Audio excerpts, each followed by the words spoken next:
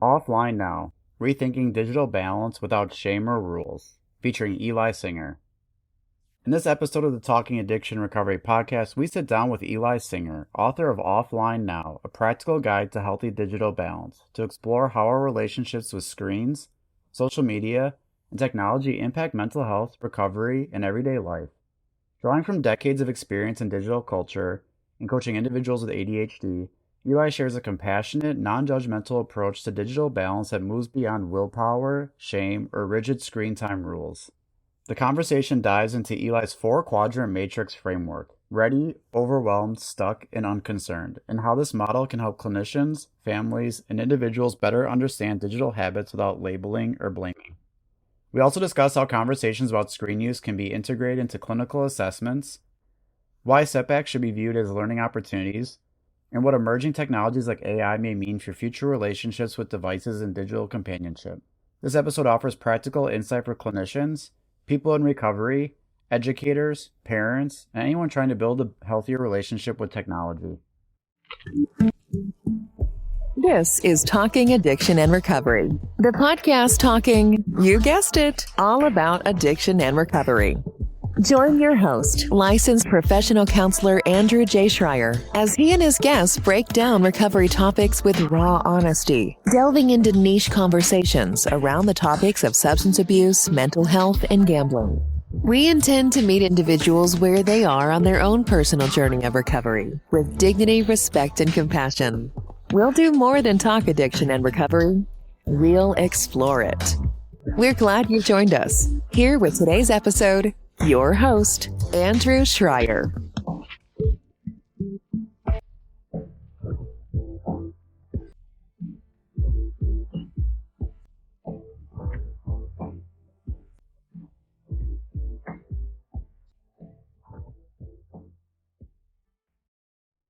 Eli Singer is a Toronto-based founder, writer, and speaker focused on helping families build healthier relationships with technology. He is the author of Offline Now, a practical guide to healthy digital balance, and the founder of Offline Now, a new wellness platform dedicated to helping families achieve healthy digital balance in a realistic, non-judgmental way. Eli's approach is grounded in the belief that lasting change comes from confidence, not willpower. Rather than promoting abstinence, alarmism, or all-or-nothing digital detoxes, Offline Now offers practical micro steps and simple frameworks families can use immediately, especially during common friction points like mornings, homework transitions, bedtime, and screen time boundaries. The platform also includes a growing digital wellness directory, connecting families with vetted professionals, therapists, coaches, and specialists who can support issues ranging from screen time conflict and digital dependency to sleep, focus, and family dynamics.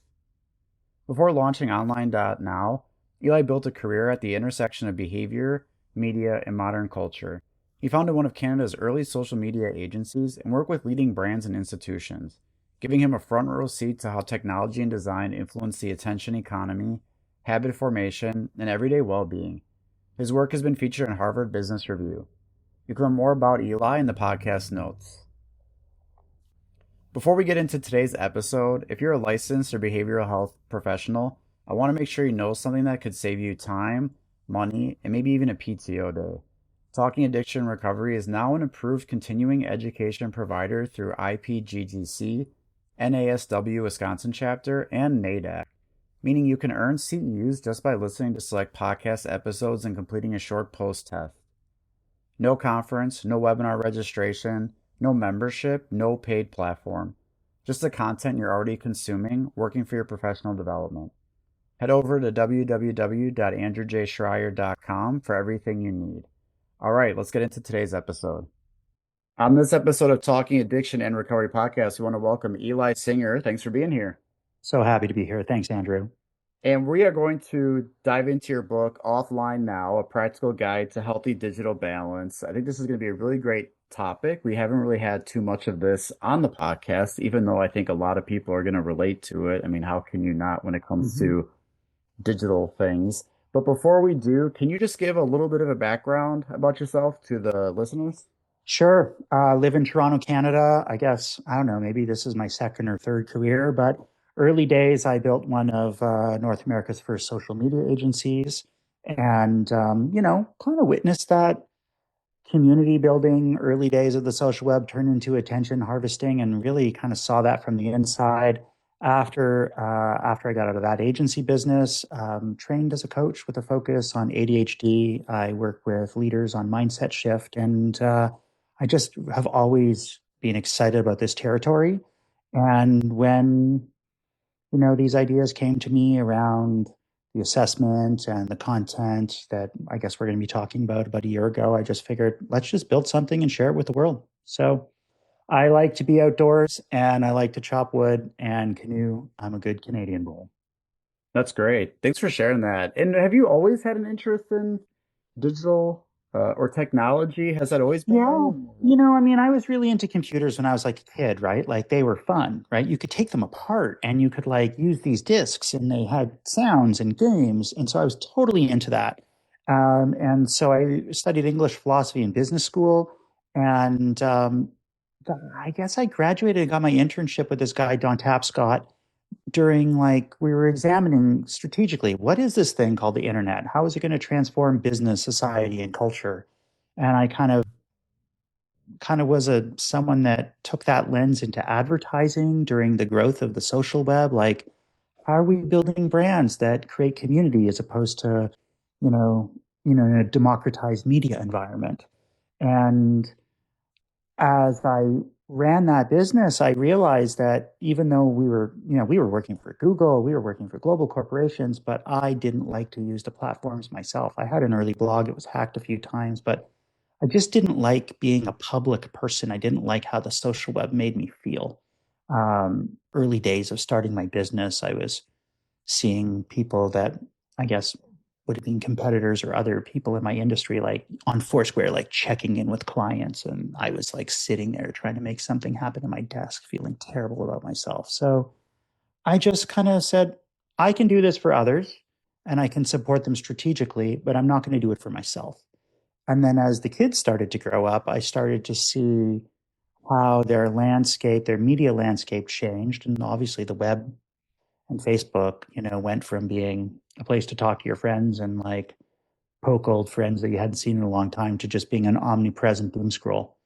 And so, yeah, this has sort of been, I've been a curious observer of digital culture for almost 30 years now.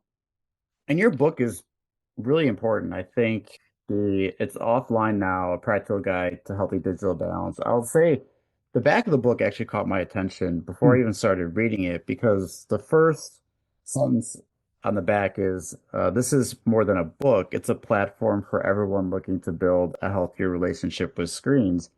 And the reason why that caught my attention is most of the time when we talk about like screens, social media, digital, and people have concerns, it seems like the immediate push is like detox, get them away Yeah. from it and not use it. Like I think that's pretty common when I hear that from parents of concerned youth, or I hear that from clinicians about concerns of someone. But your first sentence right here on the back is more of a how to build a healthier relationship with screens, not necessarily, well, here's how to get everyone off of it, or here's how to have people no longer use it. Was that important to kind of set that tone for what this was going to Oh, provide people with? I'm happy you said that. It's fundamental, right? Like it's absolutely at the core. Um, I mean, I'm not anti-tech. I love I love technology. It's amazing. It can do such cool things, even when you just want to be entertained by it, right? But you can also use it to create things. So I think that's the first important thing. It's not going away. It's part of our lives, our family, it's part of our family life, our work life, our business life, our relationships, our creative lives. Like, it's a contributor to those things. And it can be a very positive contributor. So let's keep that. But then as you start looking deeper at it, I often say that, we have intimate relationships with these devices, right? We've been using them for 10 plus years. They live in our pockets or on our desk or by our bedside. We're using them on our commute. We're using them in the bathroom. We're having intimate conversations with them. Some people, like a lot of people, sleep with their phones, and changing like a habit overnight and detoxing overnight, it's just not a fair bar to set for people. And and there's all different kinds of screens. There's gaming screens, there's TV screens, there's movie screens, so let's just like take this seriously. Let's work at the individual level. Let's understand that what works for some person might not work for another person. And let's try to set up like healthy screen habits that a person can that will like work for their lives, not to someone else's standard. So let's meet people where they're at. I think that comes a lot from my coach training. And I love how this is one of my questions, and you just said it. As I read your book, I thought no matter who this applied to, it had a very much meet them where they're at approach. And that's familiar Mm-hmm. in the counseling world and the behavioral health space is meeting them where they're at. And I got the sense that your book never really shamed anyone in their technology or digital use. Like as I was reading it, I was like, this doesn't seem to be trying to like shame anyone into about like how bad it is or why they're struggling with it because of moral failing or that because they have these other issues that this is the reason why it's an issue. Like your book about digital, like a relationship with this is very kind and compassionate to I think anyone, Mm-hmm. whether they just want to cut down on some use or they want to understand the relationship more or they're really Mm-hmm. struggling. To me, I don't see this as like a shame approach or a how bad someone must be because of where they are right now with their digital use. Yeah, that's right. That's like you nailed it. Or, I mean, it's a shame-free and judgment-free approach, period. Um, and it's also not a willpower-based approach. It's not rule-based, right? We want to be really flexible. And people that want to change their relationship with their devices, and our data is showing it's like over 80% of people, like over 81% of people, they they know why they're there. And the headlines in the newspapers and a lot of books and a lot like they know they've read the stats. Don't sleep with it in your room or your brain's going to turn to mush. Don't use Instagram more than this many hours a day. Your brain's going to turn to mush. Like everyone knows all that, but that's not necessarily helping people with the issue that they're facing in that moment in that day. And so, our research is showing that it's not a willpower problem, it's a self confidence problem.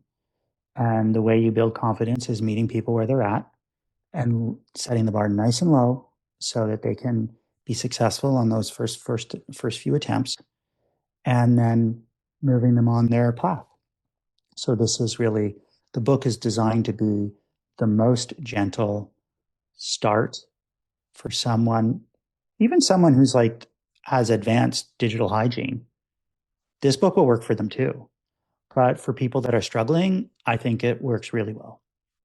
Yeah, there's like several points along the book where I'm like, man, that's such a nice way. Like, why don't we talk like this with other areas of like right here, reframing slip ups. Worried you'll mess it up. Good, that means you care. We don't Yeah. say that with people when it Yeah. comes to like other areas like substance use or anything like that. And to me, you're like, oh, you're worried that you might like that's good. That means you care. And even there was a chapter 5 is stuck igniting the spark. Like even just encouraging like little things Mm-hmm. to get this going. And I just am curious how that approach would work in other areas that we don't necessarily have that always kind and compassionate Yeah. view, where sometimes we say, oh, like if you're struggling with substances, oh, well, if you mess up, it's because you're not working your program, you don't care. You're saying right here, it means you care. Yeah. I mean, it's funny. Where my brain really went is I was teaching my kids how to like ride bikes, right? And every time they fell, I'd be like, oh, if you fell, that means you're learning. And I'm like, if you're bleeding, it means you really are learning. And my daughter, like, she would come home. She's like, Dad. She's like at the park on her. She's like, Dad, look at my man. Um, yeah, like that's In a model where it's success or failure, then it's binary. But when you're trying to shift your digital habit, you've got this device, you are going to not meet your expectations, guaranteed, right? Like you might be overtired one day, you might have just gotten in a fight with somebody, or you might, whatever there will be times when you don't meet your expectations. And you can't let that knock yourself off your horse forever, or let it be like a proof point that you'll never be successful. So if you reframe it as data gathering, right? What was it in that moment, right? Like what happened? Was I really missing the person I like broke up with, and like I need to fill my, is it raining outside and so I couldn't do the outdoor activity I wanted to do? Is it because like I woke up in the morning and my phone was by the coffee maker when I came downstairs, and so I picked up the phone before I made coffee? Like what might I want to choose differently next time if I want to do something different next time? Yeah, it made me think of there's a book I read about learning where it's called Make It Stick, and it actually talks about how like failure is a part of learning. And I think about one of my examples is the old school Mario game, which most people can like refer to as that part of how you learned to play it and beat it was because of when you did things and that Mm-hmm. like you found out the turtle was bad because you went and touched it and it killed you. Yeah. Like you learned that if I jumped too soon, I fell down into the the black hole or whatever where you Mm-hmm. but Yeah. that's how you learn to then say, okay, I need to jump later or I need to jump over the turtle. Like it wasn't just, oh, you failed and then like you just repeated the same things. You actually like took it, and as you mentioned, it was like data telling Mm-hmm. you to be like, well, next time don't touch the turtle. Turtle hurts you. Yeah. Jump over. Like sometimes I talk with people about how to apply that framework so that not think that every time you might struggle or fall doesn't mean you failed or you don't care, but it's also what do we learn from it? Like what do you take from that to apply the next time you deal with the same thing? Yeah, and that's why, in my view, that in many situations the rule-based approach fails because everybody's place where they live, a house, an apartment, a detached home, a shared, what everything looks different. They live in different climates. Some people, so so put your phone down when you walk in doesn't work, doesn't work for people if you live in a shared environment. You can't leave your phone in, or don't sleep with your phone by your bedside table. Doesn't work if like you are taking care of an elderly parent who could call in the middle of the night, right? Taking a walk, take a walk. If you don't want to use your phone, doesn't work if you live in like Arizona in the summer, right? You just can't go. You just can't do it. So these unrealistic rules are now set up as the way people should behave. And it just kind of, I shouldn't say it sets people up for failure because I don't want to be, there are so many great approaches out there. I think there's another, I think that's great. Let's try something else. Let me put something else out there for people that might not be working for. Like in in a matrix format, we've got these four quadrants, right? And so the ready quadrant, there you go. Yeah. So the ready quadrant are people who are confident, high self confidence, and highly motivated. Those are people that are like, give me some tools, let's go, right? So they're great with the rules and the willpower based approach. They can work with that. They've often made these changes in their lives before. But we've got like our data showing like 51% of people are in this overwhelmed quadrant where they have high motivation. They really want to make a change. Um, but their self confidence is low because they've just failed so many times before and they might not believe it's so easy to do. So the rule based approach is not going to work with them. I was on this page because I wanted to bring this Hmm. up. There's a lot of That's cool. ways. Okay, let's go. Yeah, yeah, the matrix that you have in here, the quadrants, is pretty fascinating. There's a lot of ways that you can look up, do I have a problem with my social media use, or do I have a problem with like, you know, these are these questions and you answer yes or no, seven of them out of 10 tell Yeah. you probably have, like, right, we're not short of those. But this matrix is an entirely different way of having someone to kind of look at where they are. it'd be hard to imagine someone says, I'm not on any of these, like I don't belong to any one of them. Where'd you come up with this? And why was this so important versus a lot of places this could have easily been like, ask these 20 questions to see if you have a problem, yes or no. But Yeah, here, I this is mean, entirely different.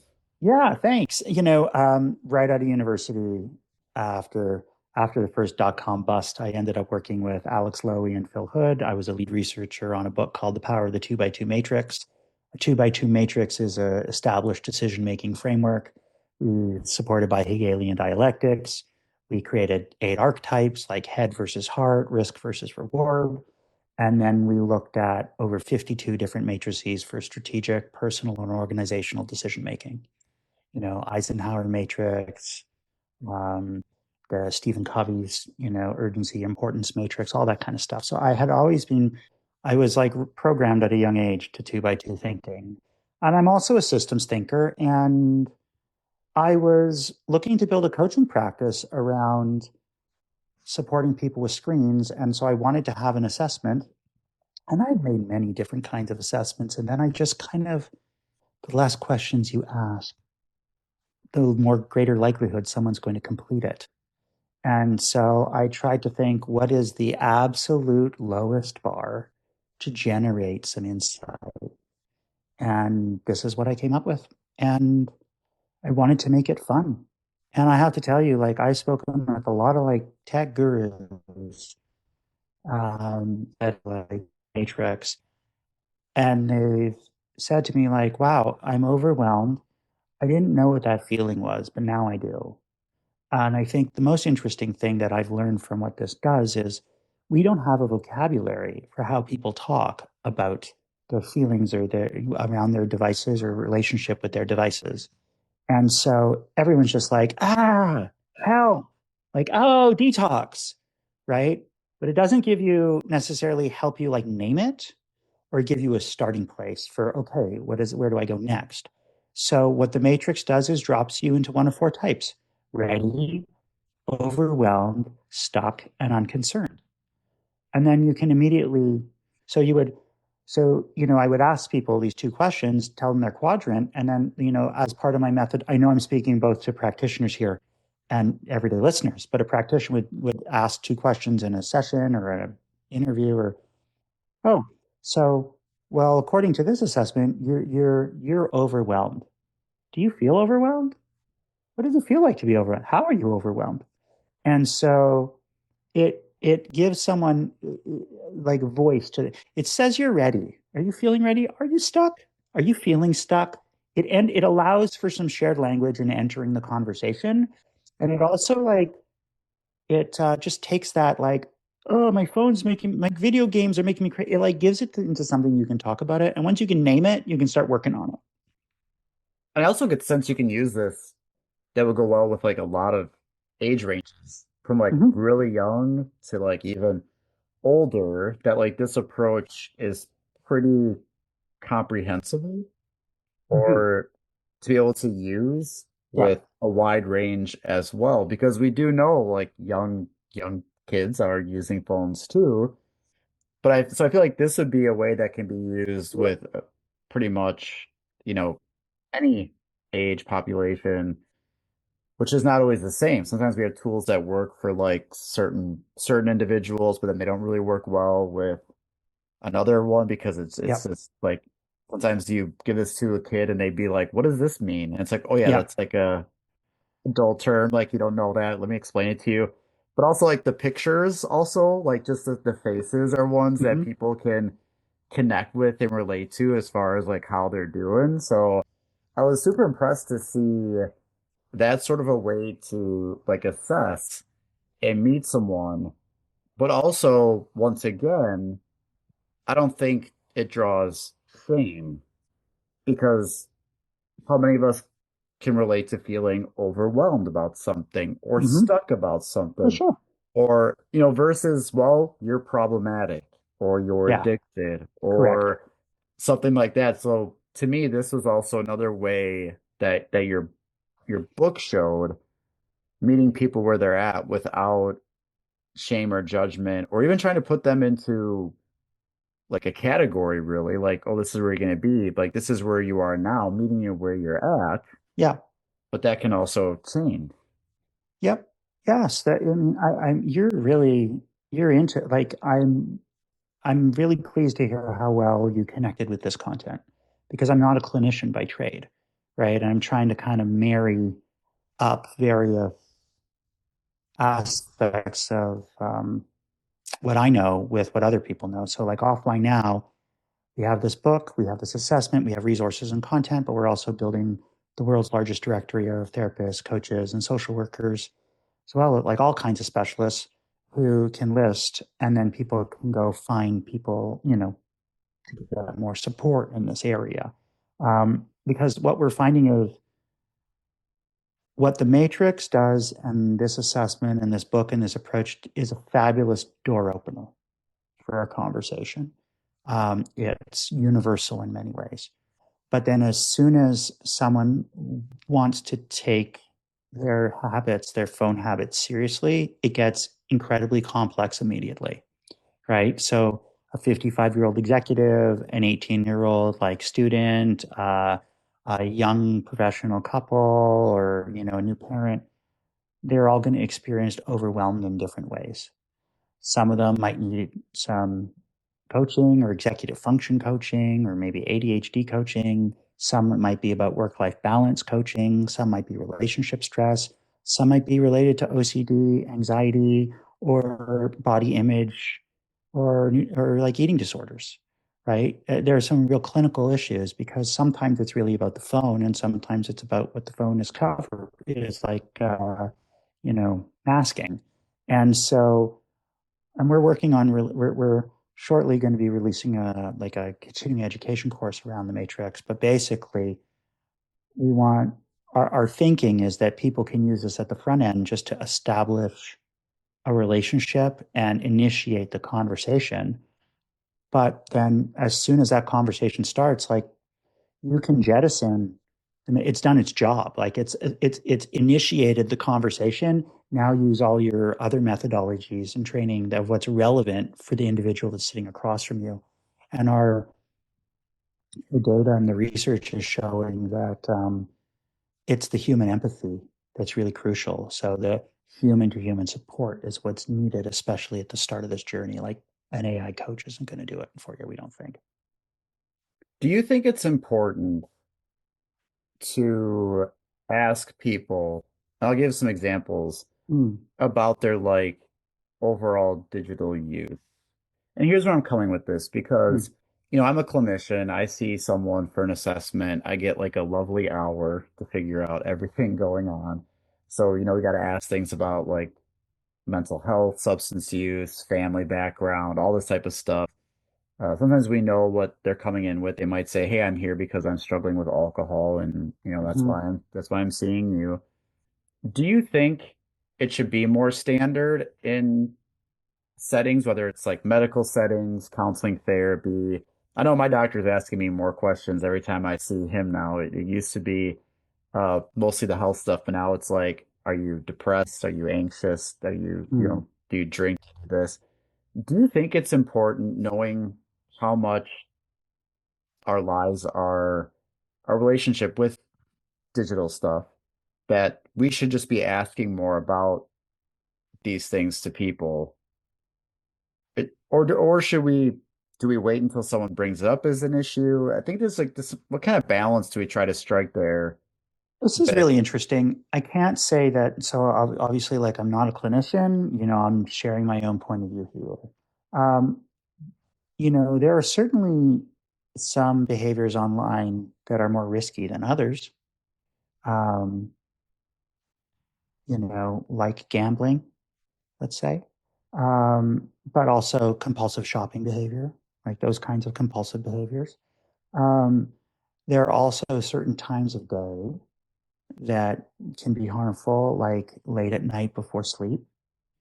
Um, so I think having an awareness about that for people and knowing how to support them, I think there's some useful data points there. I think um, as part of someone's assessment, just like knowing what kind of complementary or shoulder digital behaviors exist could potentially be useful. Um, because sometimes at work, you use certain tools or, like so I guess I'm rambling here. I feel like I answered the question for the most part. I think that it's around risky behavior. You'd probably want to know overall time of day spent, like gaming late at night can be, for 8 hours a time when you have a job can be useful. I think from what I've seen, there are times where people are in transition in their lives where digital habits that they had previously become unhelpful. So I'm thinking specifically about the transition from like university student to first job, right? Where the expectations change. Um, some food for thought. Yeah, that's great feedback. It's so hard because I'm always a person that like there's so many more things we could be asking. Part of it is we just don't have the time. Like how do you try to capture so much in like a short amount of time when you first meet with someone? The reason why I brought up is because it Mm, seems like most people or most people that I work with and work with and work for as like a counselor, there's hardly anyone that would disagree with like, yeah, maybe I should spend less time on social media, or maybe I got people who tell me when we work on sleep hygiene, they mhm, talk about how they stay up on their phone late at night, doom scrolling, right? But this mhm, tends to come later on, or it just finds its way to kind of come up in sessions, but it's not because we're directly asking necessarily. Now, if someone's seeing me for gambling, I'm going to ask, well, how do you gamble? And then they might tell me they do sports betting on their phone. They might tell me they do this. And then that's where I can learn more about mhm, how much they're doing it. But sometimes it seems like most people would acknowledge that there could be some benefit of having a healthier relationship with digital stuff. But yet there's not a lot of places to have that conversation. mhm. Like it's usually met with, well, then stop or cut down or get off of Yeah. it, or it's bad, it's unhealthy. It just seems like there's not a lot of space to have healthy conversations around this topic, which is Yeah. why I love the book and why I get to talk to you about it. But not everyone gets to have this space like you and I do. Yeah. Yeah. And sometimes the damage is done, or the damage can be pretty significant to like a relationship with either a partner or a child Yeah. by the time you start to address it. Right. I think areas around sleep, areas around wake up, areas around interactions with kids and partners, and just overall time spent. Is it helping you or not help, right? Are there things you're avoiding? I think those are kind of like the safety oriented questions. Um, I am feeling pretty strongly about advancing this as a larger conversation. We're just next week about to announce that me and Offline Now are the Canadian ambassadors for the Global Day of Unplugging and the Unplugging Collective, which is a nonprofit based out of San Diego. I think they're in 205 different cities around the world. And so we're going to use this a bit as a remit to create more of a national conversation on this topic, and at a community and grassroots level. And we've got some ideas and strategies about how to get into communities across the country. And because, the conversation's happening with policymakers, with researchers, with the brands that want to be in the space, with journalists that want the clicks. And we're just trying to create a different conversation that's complementary, that brings practitioners to the table and just everyday people and what's going on in their lives. I think what's great about what your Yeah. book what your book does in connection with this topic is it's also not a huge book. I'm showing it on the camera right Right. now. It's not this Yes. giant textbook where I'm trying to like understand everything and then I'm like, well, how am I going to have this conversation with a client, or how am I going to have this conversation? It seems like you almost built the framework of how to have even like those better conversations or to understand or to make, take steps to have a healthier relationship in a pretty simplistic way for what can be a very complicated Yep. area. Because there's certainly books that are very big trying to explain everything, the details behind it. And I'm sure you know so much about the details behind it, right? Yeah, I Like read all you're that stuff. This book was written like this book was written with a very specific voice for, for people with ADHD and people on phones have attention span issues. It's written with a very specific tone. It's written, there's nothing about me. And there's like a lot of self-help books can like talk a lot about the author's journey. Because like I get like an acknowledgments and an introduction in the first sentence. But this is not about me. This is about other people. And it's about giving them something with high utility. And it's short on purpose, right? Like I can't tell you how many people that are just I was at a conference the other day. We gave everybody a copy of the book because I was speaking. And the AV guy came up to me afterwards and said, I read your book last night. It was amazing. I changed all the notifications on my phone because I meant to, and it really inspired me. Thanks. Like people read it in one sitting and then it's done. Yeah, I read it on a flight because Yeah. well, flights are just really good for me to really crush some pages. But there's not like a ton of paragraphs trying to No. explain things. Like there's bulleted things, there's some numbered Yeah. things. There's the quadrants have like the graph, showing different things, but it wasn't. It seemed like it did a really great job of simplifying what can be a very complicated thing, where people who are like, well, I don't understand technology, or I don't understand how this works, and part of you is saying it's pretty easy to just kind of lay out how to just start working with someone Yeah. without having to feel like you're this expert on technology. No, I didn't want to do any of that. And people don't need any more of that. And they just kind of like, it's basically like a little bit of a kickstart of a coach in a pocket, right? Like people are picking this up because they want an outcome. And the book is reading it is a process. And reading is a process that a lot of people don't love these days. And so like, how do we just relate? Yeah, I was really pleased with it. To me, it was how many books can be like sort of crunched down like that without some of the long, and you do even give a couple examples or like stories of like individuals, but it's pretty not like 3 4 pages long about this No, is it's very they illustrative. yeah, they grew up and they were born here and throughout their childhood, like these case studies, like you were pretty much like this is where they were at, this is what they were dealing with, and then like this is how it applies. Yeah.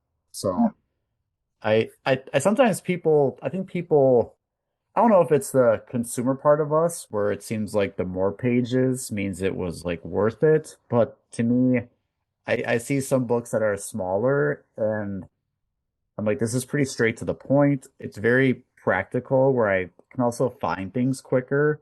I could flip through it and really use this in a session versus like, well, hold on, let me shoot, where was this? Yeah.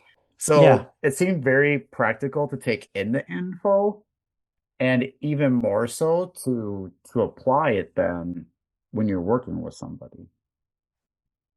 So Yeah. that was the Yeah. goal. I mean, I've spoken with a bunch of coaches who like they just give it to their clients, right? They just like take us home and read it. Take us home and read it. And we're working on like some worksheets now that we can, that people can just quickly get some insight. I have one more question before Sure. we wrap up, and I'm very curious to know where your thought is with this. And it's going to be in relation to AI, because that's something to kind Mm. of bring up with this. Do you see that there'll need to be something that, in my mind, is there going to need to be a practical guide to healthy AI balance or AI relationship? Or is it fall under the same thing as far as it's digital, it's technology, so it is kind of like the same application or principles would apply to it? Or do you see that there will be a need to be more focused on like AI? Because I'm like thinking, when someone tells me they Google something, to me, that used to mean they went to Google and they typed in Hmm. something. Nowadays, it's not surprising to find out that someone, they didn't Google it, but they used AI to like ask a question or Hmm. think through something.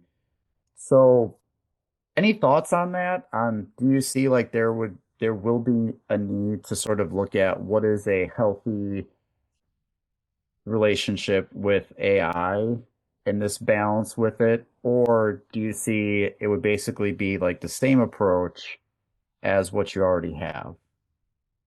I think that the relationships people have with their screens and the kind of content that they're consuming and the type of physical activity that they have with their screens and they keep them in their pocket and the scrolling and the visual aspect of it is different than the kind of interactions people are having with an AI tool.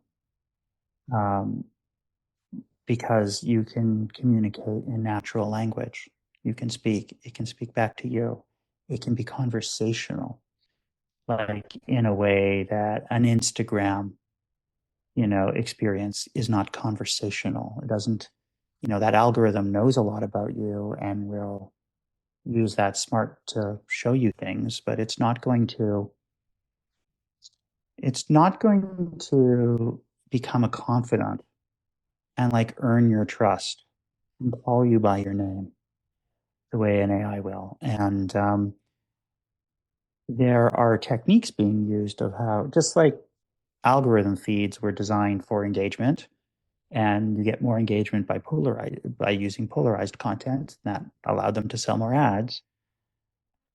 AI will be using similar and similar means of building a relationship with the individual it's working with. And because it's going to have the knowledge of all the people it's speaking with and the knowledge of all psychology, behavioral psychology term, it's just going, and I guess it has its own motivations, which we are somewhat opaque to.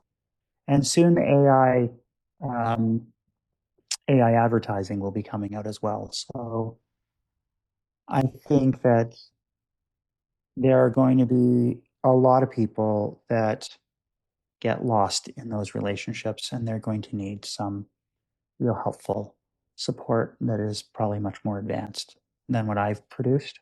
Um, there is a coercive control potential to AI conversations. Now, very helpful tool, unbelievable tool, but we're still figuring and learning it right now. And still tying into the relationship aspect of it, I think that's really Mhm. important that you kind of look at with all of this is the relationship between you and the device, you and the screen, you and all that is really what is the one of the core importance of the work that you talk about is understanding that and Yeah. having a healthy balance with that. Yeah, I'll just share that I often say that if you don't manage the screens in your life, then they will manage you.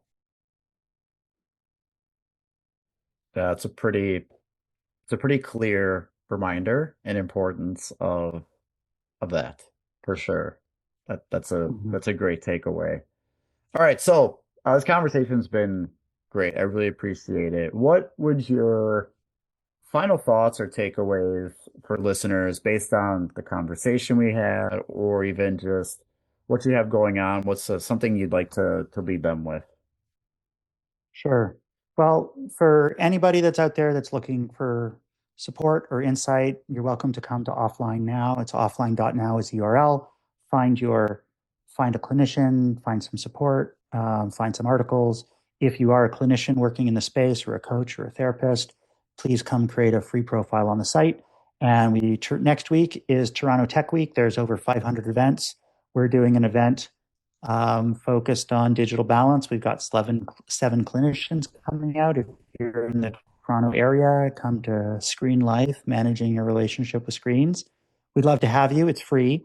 And, Andrew, thank you so much for having me. I really appreciate the time you spent together. Yeah, this is great. We haven't had this topic talked about enough, but I get the sense that anyone listening will be able to relate in some way, shape, or form. So the book is Offline Now, A Practical Guide to Healthy Digital Balance. Eli, it was a pleasure having you, and thanks for sharing all your work. Got it. Take care. What Eli shared today is exactly why I keep making this show. There are professionals and people in recovery all over the country who need to hear conversations like this one. And the way they find us is through reviews. This episode moved you, challenged you, or gave you something to bring back to your work? Take 30 seconds on Apple Podcasts and say so. Your words are what grows this community. Scroll down the app, hit the stars, leave a note. It means everything. I'll see you next episode. You've been listening to Talking Addiction and Recovery with Andrew J. Schreier. We're so glad you've joined us and invite you to connect further with the show and these topics at www.andrewjschreier.com. That's AndrewJSCHREIER.com. You can also email us directly at talkingaddictionandrecovery@gmail.com and connect on social media. Instagram at Talking Addiction and Recovery, Facebook Talking Addiction and Recovery Podcast, and Twitter at TalkAR_podcast. To stay connected and never miss an episode, be sure to like, rate, and subscribe. Until next time, friends, let's keep talking addiction and recovery.